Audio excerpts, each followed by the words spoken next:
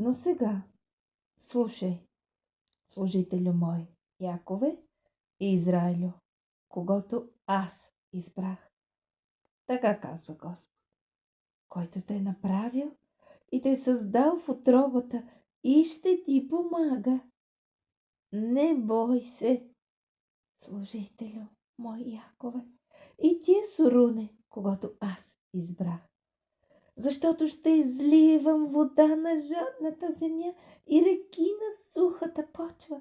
Ще изливам духа си на потомството ти и благословението си на рожбите ти.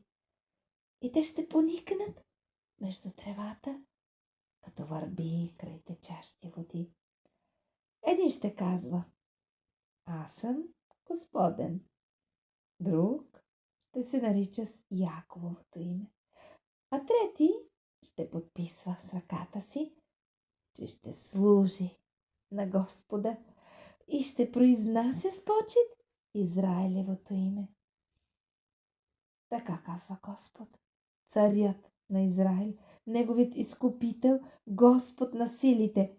Аз съм първият, аз и последният. И освен мене няма Бог.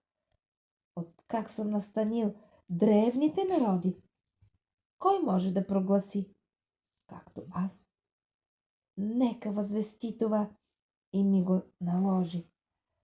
Нека им възвестят идващите и бъдещите неща. Не бойте се, нито се страхувайте. Не ти ли възвестих аз от древността? И не ти ли показах това? И вие сте ми свидетели. Има ли Бог, освен мен? Наистина, няма канара. Аз не познавам такъв. Всички, които създават изваяни идоли, са за посрамване. И много желателните им неща са безполезни. И те сами са им свидетели. Не виждат, нито разбират, за да се засрамят. Амин. Исаия 44 глава.